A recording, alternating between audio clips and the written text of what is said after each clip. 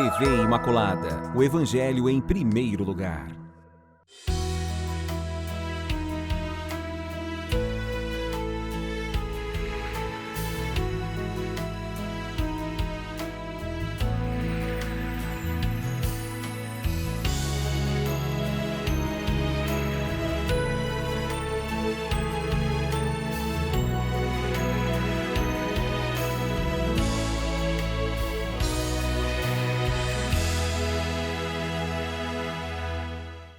Olá, meus amigos, nosso programa maravilhoso começou, nossa aula está pronta, aguardando vocês. Vamos ao nosso estudo de hoje, sempre contando com a sua assiduidade e com o apoio e as orientações de nossos mestres. Aqui eu agradeço hoje a presença da professora Ieda. Gratidão pelo convite, é muito bom estarmos aqui juntos. Nossa, eu então acho ótimo. Agradeço ao Padre Carlos Botura, Padre Henrique Botura, Carlos Henrique Botura. Obrigado, joia. E a gente assim, gente, sem perceber, a gente vai aprendendo. Eu estava fazendo cálculo esses dias, só esse programa do Pentateuco, nós já fizemos quase 3 anos.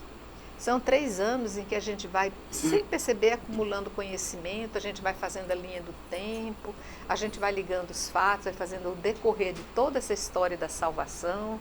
E a gente vê como eu já aprendi. Você também está convidado, não é, Padre? A gente aprende também. A gente aprende, ensinando, aprende 2 vezes. Né? Exato.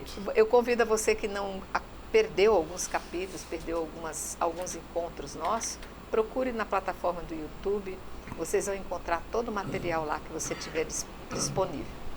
Nós acabamos, portanto, o Pentateuco, entramos no livro de Josué e agora nós estamos no livro dos Juízes. Do livro dos Juízes, nós estamos numa história que sempre mexe com o nosso imaginário. Desde criança, a história de Sansão.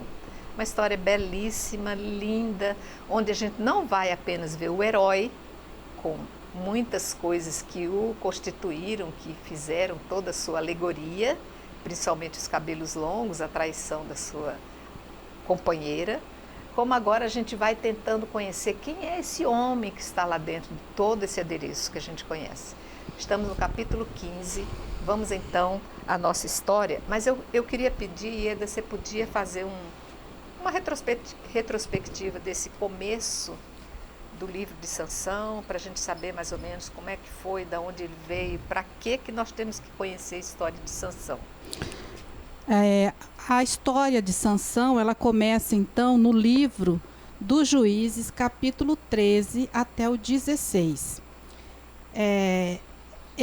Aqui nós estamos praticamente no final do livro, porque o livro tem 21 capítulos. Então ele é o último juiz, a história do último juiz narrado no livro. É a história mais longa dos juízes. É uma das histórias mais longas, então, né, desse livro, e salienta, desde o seu nascimento, que ele é um instrumento de Deus. Ele é consagrado a Deus. Por quê? Porque o povo israelita pecou e novamente clama a Deus, e Deus envia, então, um Salvador carismático.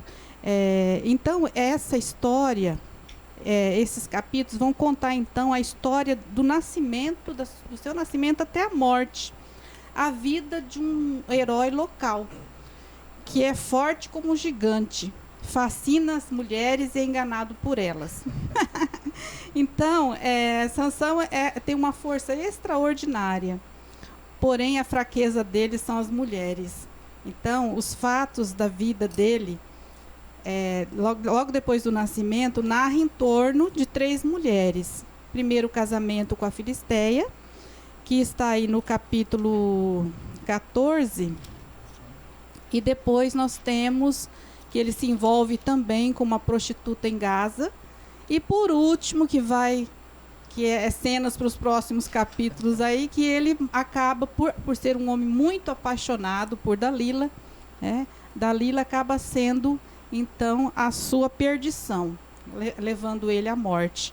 Mas isso tudo a gente percebe que está dentro dos desígnios divinos, desde o seu nascimento. Então, ele nasce já, a mãe dele é estéril, ele é da tribo de Dan, e a mãe é visitada por um homem de Deus, que aqui é atribuído ao anjo, né? E aí o anjo diz que ela vai ter um filho, mas que é para ela tomar cuidado, porque esse filho vai ser consagrado a Deus desde o ventre materno, né? Então ela vai ter que se abster, então, desde o momento da gravidez, que sabe que está grávida, ela vai ter que se abster de bebidas que venha do fruto da videira, né? Com a bebida fermentada, não comer nenhuma coisa impura. E então essa criança ela já é consagrada a Deus porque ela tem uma missão. Ele vem como uma missão de salvar Israel da opressão dos filisteus. Esse voto de consagração é interessante porque também Jesus ele foi nazareno, né? E aqui diz que Sansão ele era nazareno. Nazareno é aquele que faz o voto, né, do nazireu. Então, esse voto, a gente encontra ele na Bíblia, no livro dos Números, capítulo 6, de 1 até 21. É aí que aparece as abstinências, que esse voto pode ser feito tanto pelos homens como pelas mulheres que querem se consagrar a Deus de uma forma especial. Então, a mãe de Sansão, desde do início da gravidez até durante toda a vida dele e até a sua morte, ele vai viver ele é chamado a viver essa consagração, esse voto, como se fosse uma promessa, né? Muitas pessoas fazem promessa até hoje, tentando cada vez mais se aproximar da graça de Deus e ser instrumento de Deus, né? E outra coisa, então os filisteus aqui são os inimigos de Israel, oprimiram o povo de Israel depois que eles estão na terra prometida por 40 anos. E Sansão, ele vai governar, ser juiz nesse período por 20 anos, tentando defender Israel dos filisteus. Ele é da tribo de Dan. Depois nós vamos ver nos capítulos, lá pelo capítulo 18, que essa tribo de Dan, ela está localizada ali no sul da região da Palestina, próximo à Judéia, e por conta dos filisteus, eles vão procurar outro lugar, vão se deslocar para a região do norte, né? É muito interessante, muito bonita cada detalhe da história de Sansão, porque a gente percebe assim, o divino no humano, agindo no humano, né? Apesar das suas fraquezas, apesar dele ter que cumprir o voto, já começa ali. Então, ele nasce, né? Nós paramos ali onde a mãe era estéril, recebeu a visita do anjo, e o anjo então anuncia que o menino vai ser um homem de Deus, um homem consagrado a Deus, porque ele tem uma missão de Salvador. E aí então ele vai, Sansão nasce, né? E cresce, vai crescendo, e aí tem a questão também desse voto de consagração, deixar os cabelos crescer, né, como um símbolo, um sinal de um ato de consagração, o cabelo do Sansão. Então, ele não pode, então, cortar os cabelos, porque ele é um homem que fez um voto, né? E aí, então, no capítulo 14, já aparece o casamento dele. Olha só, ele já se interessa por uma mulher filisteia. Aqui o livro já diz assim, que já era um motivo, né, que os pais de Sansão não sabia que ele já era um motivo dele estar indo atrás da provocação já contra esse inimigo. Então, o primeiro ato aqui, ele vai se casar com uma filisteia, inimiga, o pai admira, mas meu filho, tantas mulheres aqui, e você vai procurar casar com uma filisteia? Aí, então, a Bíblia diz que já estava nos desígnios de Deus, já essa provocação de Sansão ir atrás do inimigo mesmo. E começa pelo inimigo e pela mulher. E nesse trecho aí do 14 aparece também a carcaça de um leão, que ele vai visitar a esposa, a prometida. E aí então a força dele é extraordinária, ele mata o leão como se fosse um cabrito, né? E nesse episódio, tem o episódio do enigma também, que ele oferece uma festa de casamento. É interessante a gente perceber, né, quando ele entra em contato com o cadáver do leão, ele já começa a quebrar aí um dos votos que era ele não podia tocar em algo impuro, em cadáver, pessoas mortas, animais. Então porque ele poderia se tornar impuro, ele sendo um homem consagrado. Então ele já começa quebrando os votos por aí. Além disso, quando ele volta da casa da futura esposa dele, ele desvia o caminho e para ver o que aconteceu com aquela carcaça de leão. E ele encontra um enxame de abelhas com mel. E ele, sem medo, sem receio nenhum, acho que esqueceu que é um homem consagrado, e vai lá e come aquele mel. Alimento impuro, outro voto quebrado, né? E aí, então, ele volta para casa e depois oferece um banquete com os seus pais, porque naquela época era costume dos pais do homem oferecer a festa de casamento. E durante essa festa, propôs-se, então, um enigma. E aí, então, já começa aqui a incitarem essa futura esposa dele a revelar, então, os segredos dele. Primeiro, o segredo do enigma. Então, a história ele vai devagarinho, até chegar num ponto máximo, que é a morte dele, que ele se entrega completamente. Então, esse enigma aqui, a noiva ela é incitada a contar qual que era o segredo dele, do enigma, para revelar o enigma. Na verdade, tinha ali uma trama entre os filisteus para pegar Sansão. Já deu spoiler, já falou. Já Contou o final da história. Não, mas é interessante assim, porque aí aqui nessa festa, o que acontece? Eles não conseguem decifrar o enigma. E só nessa festa ele mata 3.000 filisteus. Então ele já começa a provocação muito forte. Muito forte. Ele vai lá, casa com a filisteia, mata os filisteus que estão na festa e vai embora muito enfurecido, né? Porque eles tentam pegar ele também. Continuando a história, que a história é bem bonita, fascinante e longa também, né? Aí no capítulo 15, nós vamos ver o que é que acontece. Sansão, no final do 14, Sansão, ele volta então para visitar a esposa dele, porque ele casou, teve a festa de casamento, teve toda aquela confusão que ele matou os 3.000 filisteus. E então, aqui que acontece? O pai da esposa dele doou a esposa para o melhor amigo dele. E ele ficou enfurecido. Ele estava casado e a esposa foi oferecida para o melhor amigo. Além do que, ele não deixou Sansão ver a esposa.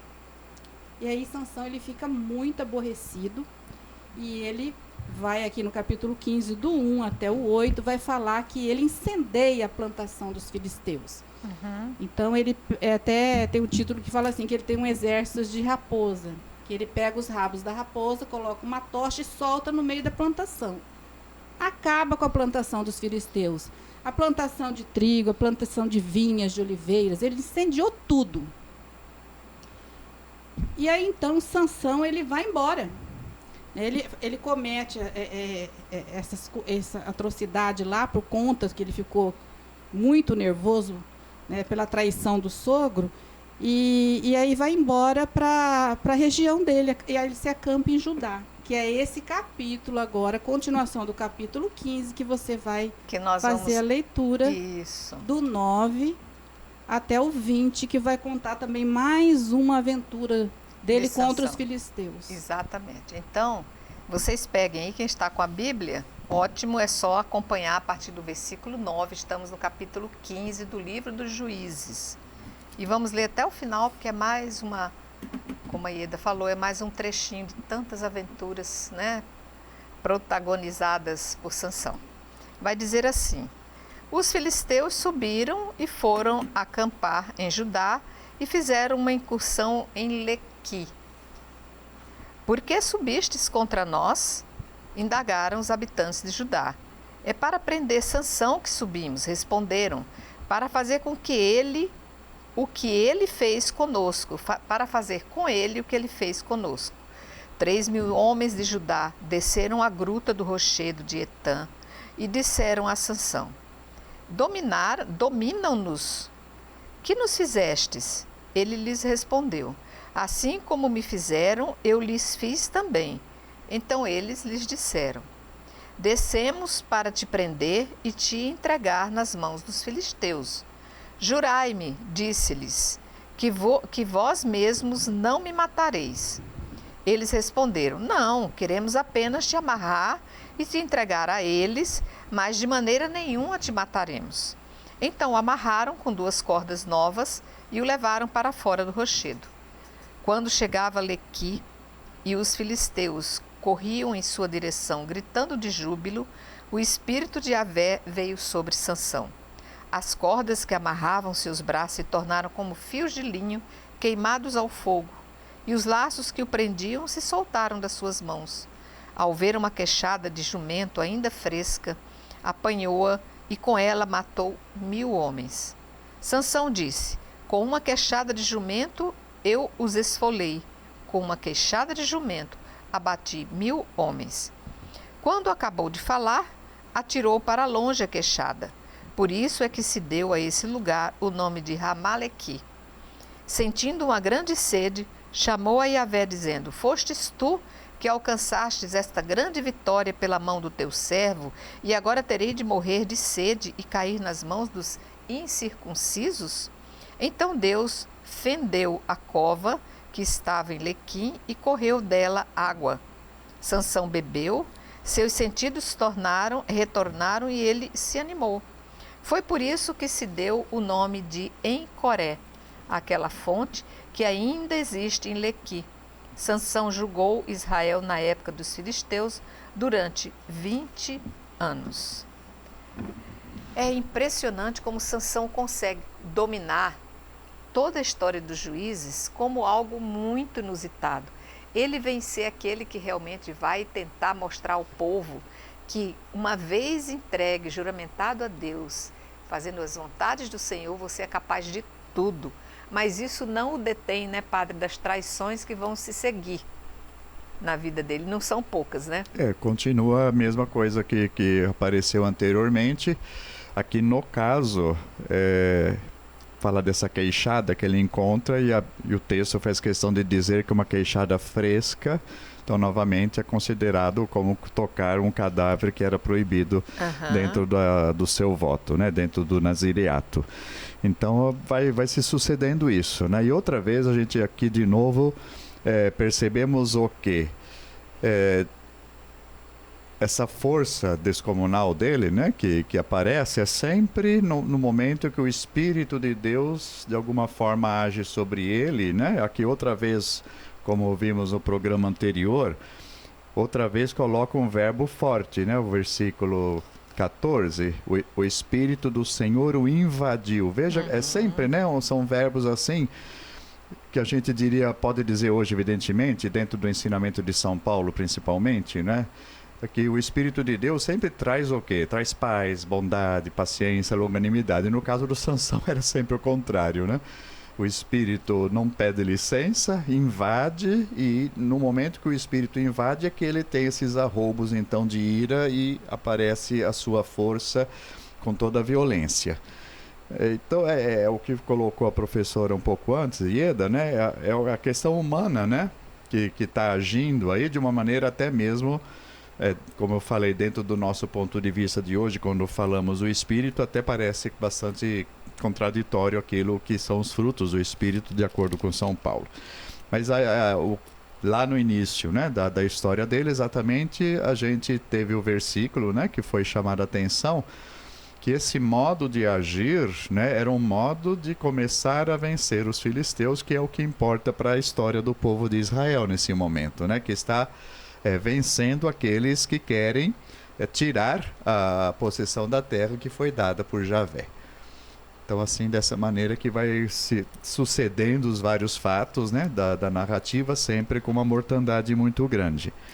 E no caso também, não é, o que nós percebemos aqui nesse momento, os filisteus vêm atrás do Sansão, mas agora entram no território de Judá, que até então não tinha aparecido nessa questão. Mas aqui coloca o quê? Que os filisteus, de alguma maneira, estavam já dominando também Judá, ao parecer talvez não de uma forma explícita de ter invadido já o território, como aconteceu com Dan, mas de uma maneira que os judaítas, né, da tribo de Judá, no caso, de alguma forma reconheciam, né, que os filisteus seriam mais fortes e davam um jeito de, provavelmente, de pagar alguma coisa, né, ou fazer lá algum tipo de submissão, de maneira que não fossem invadidos. Mas aqui no caso, né, por causa de Sansão, que estava ali nas suas terras, também os filisteus entraram em Judá.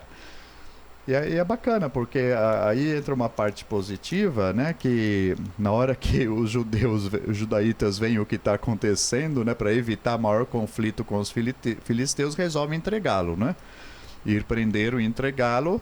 E Sansão aí nesse momento, antes de ser invadido pelo Espírito do Senhor, ele tem uma atitude sábia, podemos dizer assim, sem dúvida, né?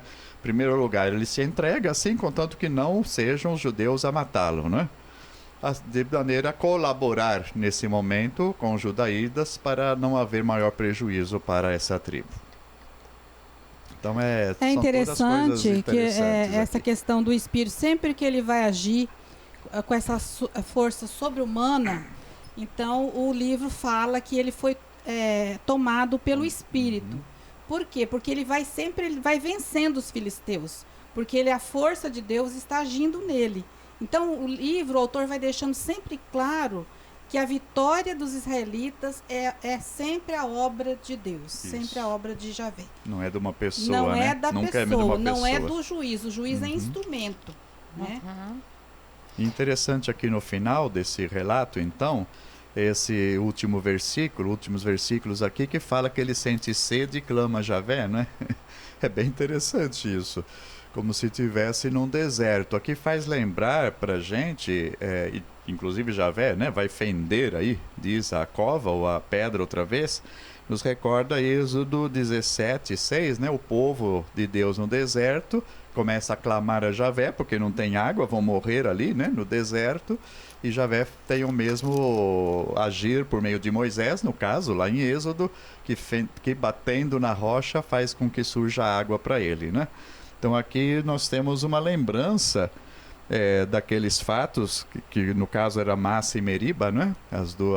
Os dois lugares onde aconteceu isso, com Moisés, mas que denotava da parte do povo naquele momento falta de confiança, de reconhecimento das obras que Javé já tinha cumprido até então, mas Javé de novo lhes dá, né, naquele momento e agora com Sansão, dá uma demonstração do seu poder, fazendo surgir então a água da rocha para ele também. E é interessante que é no momento que mais precisa, porque aqui ele acabou de matar 1000 homens com uma ossada do jumento. Então ele está fraco. O texto fala que ele está fraco e está com sede. Ele precisa reanimar suas forças.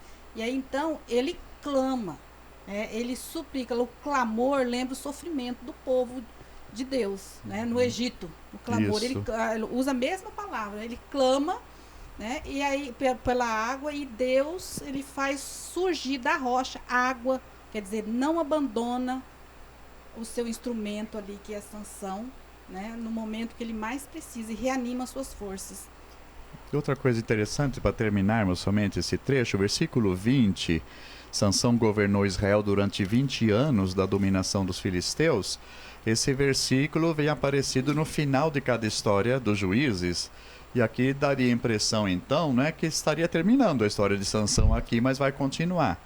Lá mais para frente, onde realmente termina, então, a sua história, aparece de novo essa frase lá. Então, parece que o que vem a seguir, que é a história exatamente dele com a Dalila, né, seria uma história à parte que foi juntada no livro depois dessa parte que acabamos de ver aqui. Então, aqui, só para tirar uma confusãozinha que ficou na minha cabeça. O menino será nazireu. Nazireu era um voto, um tipo de vida, uma dedicação exclusiva. Uma promessa. Uma promessa que, no caso, a mãe dá pra gente... O livro não fala isso, que a mãe... Porque ela é estéril. Então, a gente pensa, provavelmente, quando a gente faz uma promessa, um voto, é porque a gente quer algo em troca, precisa de alguma graça de Deus. Isso. Não é? É. Tanto que até hoje a gente vê criança com o cabelo comprido, porque a mãe fez a promessa e a criança que cumpre. Tem menino, meu primo mesmo, cabelo enorme. E isso serve, a criança passa até por um determinado constrangimento, mas é questão de fé. Então, o livro não fala somente que ela teve a visita de um anjo, de um homem de Deus. Inclusive, Não aparece ela pedindo a graça de ser mãe, mas fala que ela é estéril. Dá a entender que ela fez um voto de consagração para poder conceber a criança. Dá a entender, mas o livro não deixa claro isso. Vamos tentar entender isso mais um pouquinho no segundo tempo, que nós vamos dar um pequeno intervalo e nós já voltamos.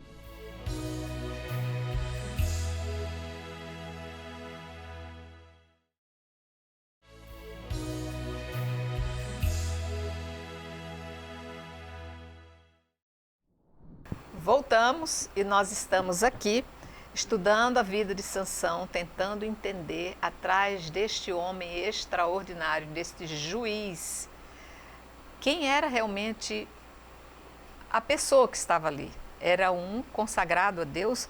Nós vamos ver aqui no capítulo 13 do livro de Sansão, no versículo 7, que a mãe recebe um anjo que vai lhe dizer: conceberás e darás à luz um filho. E esse filho já nasce consagrado, porque a mãe o coloca como um nazireu. E nazireu tinha que cumprir alguns preceitos, algumas regras. E a gente vai ver que ao longo da vida de Sansão, ele vai quebrando algumas regras que já eram pré-estabelecidas, né?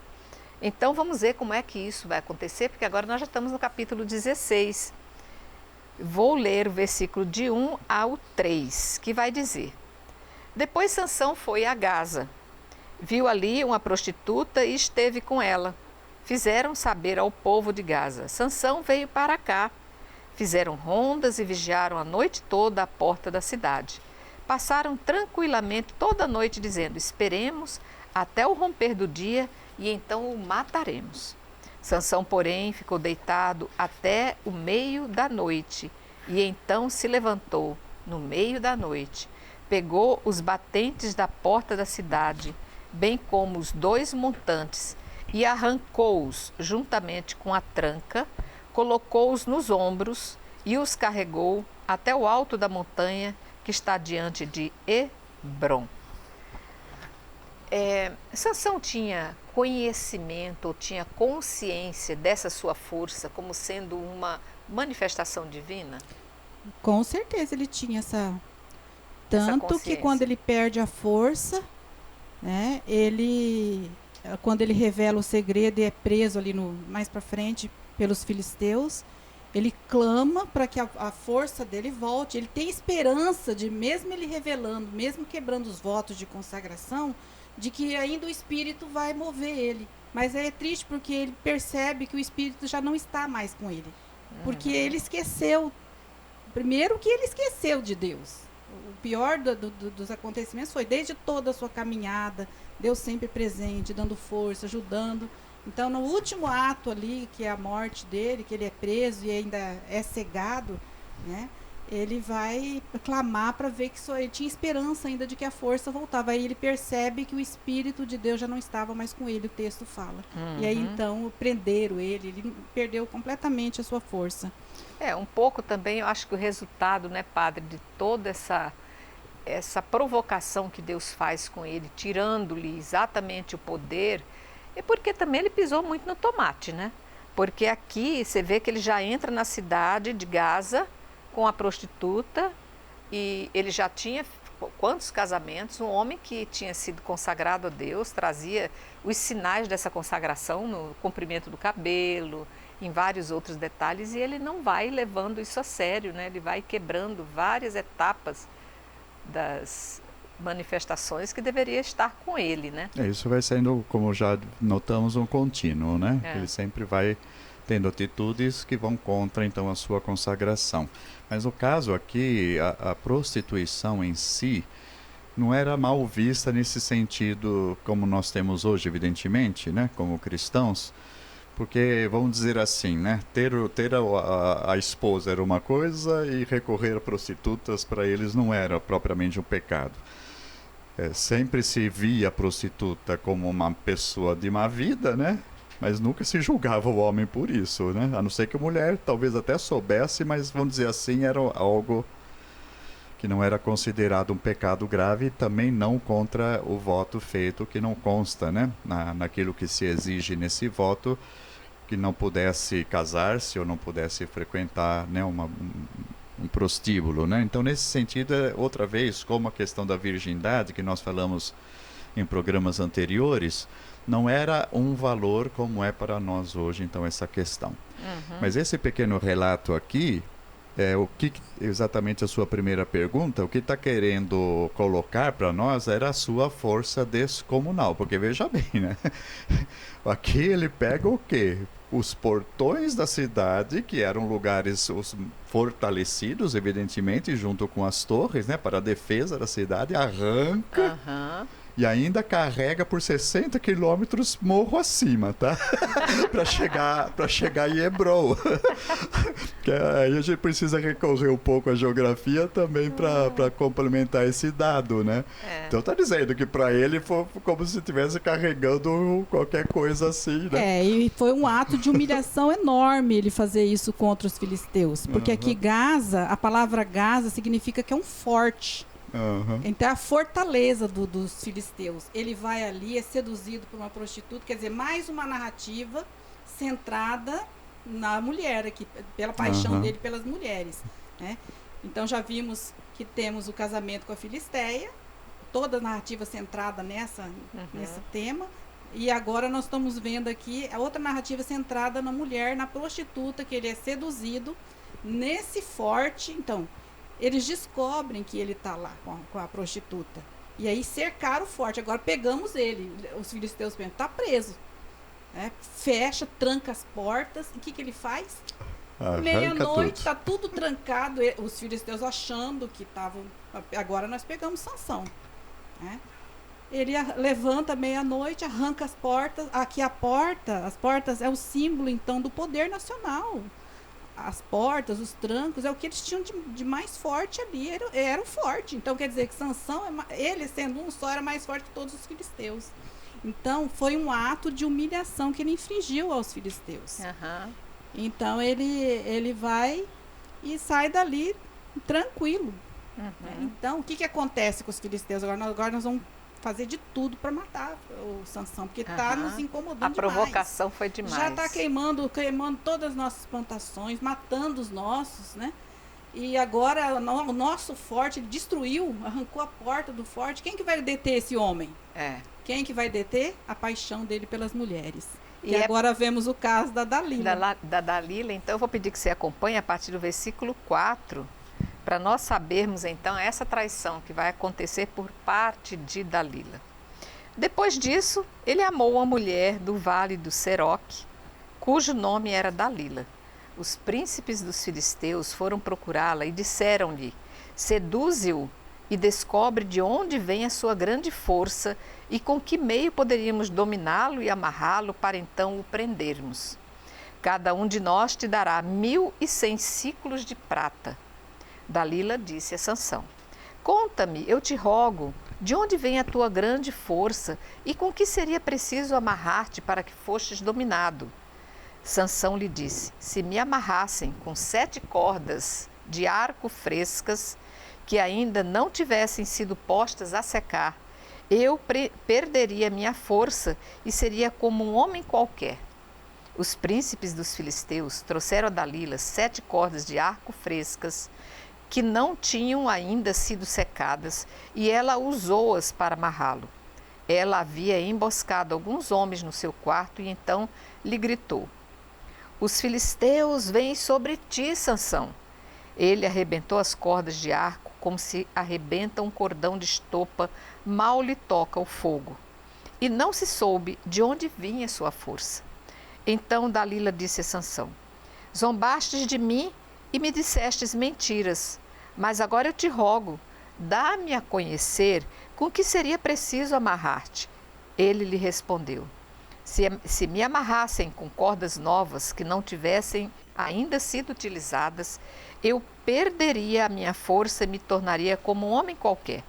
Então Dalila tomou cordas novas, amarrou com elas e gritou: Os filisteus vêm sobre ti, Sansão. E ela havia escondido alguns homens no seu quarto. Mas ele rompeu como se fossem uma linha as cordas que tinha nos braços. Então disse Dalila a Sansão: Até agora zombastes de mim e me dissestes mentiras. Conta-me, com que devo amarrar-te? Ele lhe respondeu: Se tecestes as 7 tranças da minha cabeleira com a urdidura de um tecido e as apartares com um pino, eu ficarei fraco e me tornarei como qualquer homem. Então ele dormia. Dalila teceu as 7 tranças da sua cabeleira com as urdiduras, apertou-as com o pino e gritou: Os filisteus vêm sobre ti, Sansão. Ele despertou do sono e arrancou o pino com o tecido. Disse-lhe Dalila: Como podes dizer que me amas se o teu coração não está contigo? 3 vezes zombastes de mim e não fizeste saber de onde reside a tua força. Como todos os dias ela o importunasse com as suas palavras e o fatigasse, ele se angustiou até a morte. Então lhe abriu todo o seu coração. A navalha jamais passou pela minha cabeça. Disse-lhe ele: Porque sou nazireu de Deus desde o seio da minha mãe. Se me cortassem os cabelos, a minha força se retiraria de mim, perderei meu vigor e me tornaria um homem como qualquer outro. Então Dalila sentiu que ele lhe tinha aberto todo o seu coração. Mandou chamar os príncipes dos filisteus e lhes disse: Vinde agora, porque ele me abriu todo o seu coração. E os príncipes dos filisteus vieram com o dinheiro na mão. Ela adormeceu Sansão nos seus joelhos, chamou um homem e o mandou cortar as 7 tranças da sua cabeleira. Assim, começou ela a dominá-lo e a sua força se retirou dele. Ela disse: Os filisteus vêm sobre ti, Sansão. Acordou de seu sono, ele pensou: Sairei como das outras vezes e me livrarei. Mas não sabia que Yahvé tinha se retirado dele. Os filisteus o agarraram, vazaram-lhe os olhos e o levaram a Gaza, onde o acorrentaram com uma dupla corrente de bronze, e ele gritava, e ele girava a mó no cárcere. Olha, não é ingenuidade, é burrice. Eu ia ser muito aqui humilde de dizer antes de ser cegado. Então, porque ela já deu todas as pistas de que ela queria apenas destruí-lo. Com todas as tentativas, não foi uma vez, 3 vezes ela enganou. E esse homem ainda se deixou cair nessa conversa de homem apaixonado. Isso já havia acontecido com a primeira esposa, né? Já, né? Então, ele não quis aprender, né? Ele não aprende. Ele tem diante do choro da mulher, ele tem o coração mole. Então, ela se queixava, que não me ama, né? Até que revelou. Depois, isso já na 4ª vez, né? Não foi na primeira. Então, ele já tinha passado por isso na primeira esposa, que deu no que deu, né? Também ela queria arrancar o segredo, ele mentia. Aqui, depois de 3 vezes mentindo, acaba que revela verdadeiramente, então, o segredo, né? Mas veja que na sequência, né, depois de ter cortado, então, as suas 7 tranças, né, esse cabelo que não podia ser cortado pelo seu voto, ainda assim, claro, a Dalila ainda age da mesma forma que as outras vezes. Primeiro grita, né? Olha os filisteus aqui, para ver se realmente ele tinha perdido a força ou estava mentindo de novo. Então ela age também, vamos dizer assim, com sagacidade. O texto, né, coloca para gente, como já sabendo, né, que realmente era no cabelo que ele tinha as suas forças, mas está bem narrado de maneira a não dar spoiler também, né, do que está acontecendo.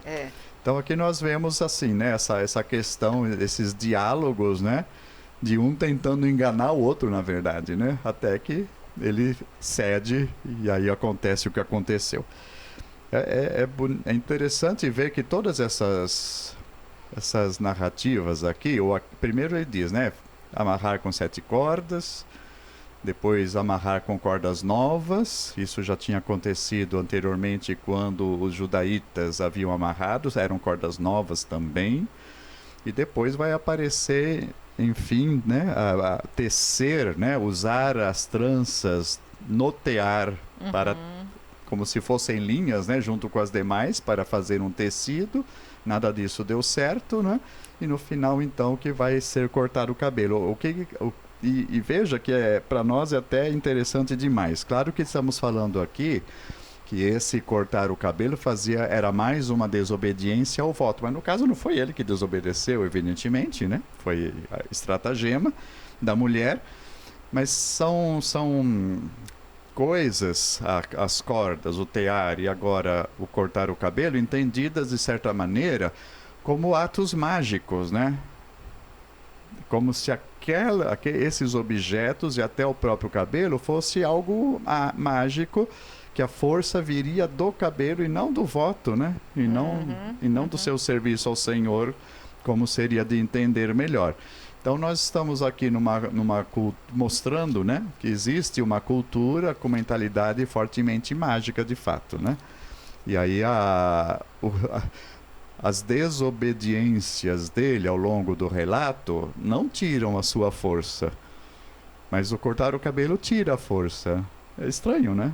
Porque já era para ter ficado sem forças outras vezes também que ele havia desobedecido. E aqui mais ainda, como acabei de dizer, não foi ele que obedeceu, foi feito sobre ele aquele ato, ele involuntário aqui no caso, mesmo assim, então perde a força. Então, mas a gente, o texto nos leva a entender também que a força do Sansão não estava no cabelo dele. A força de Sansão vinha de Deus. Por quê? Porque a primeira coisa, ele perdeu a sua força quebrando aliança com o Senhor. Né? Ele se esqueceu do Senhor.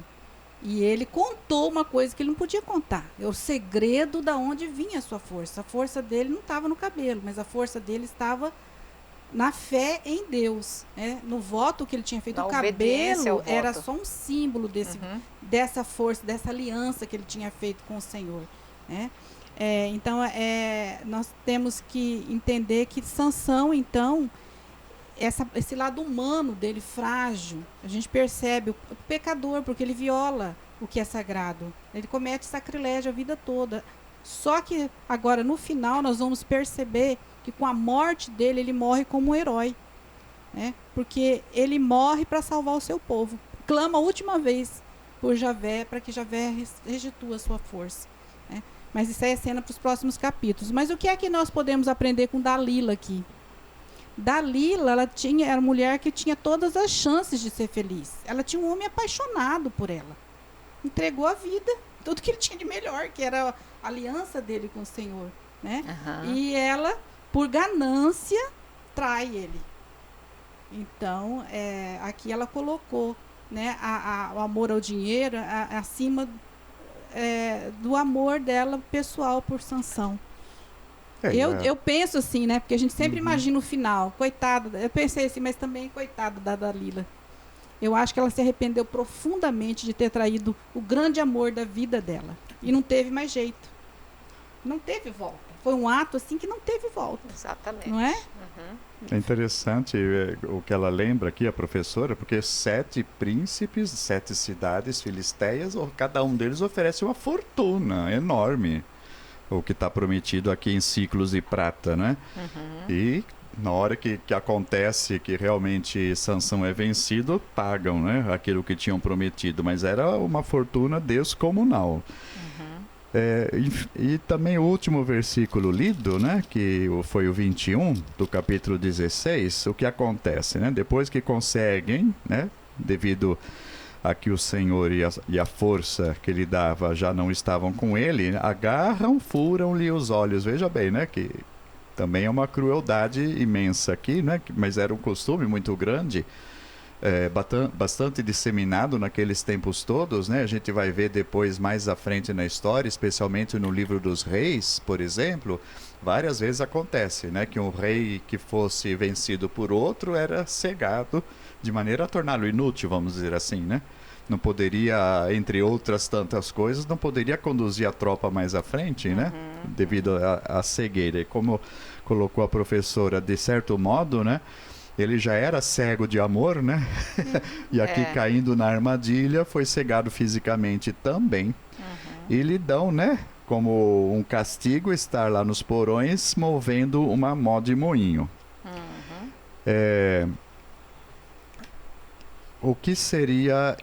aqui a gente pode imaginar duas coisas que o texto não esclarece para a gente. Mó de moinho pode ser desde uma coisa muito enorme, que seria normalmente movida por animais, então ele estaria fazendo trabalho de animal, né?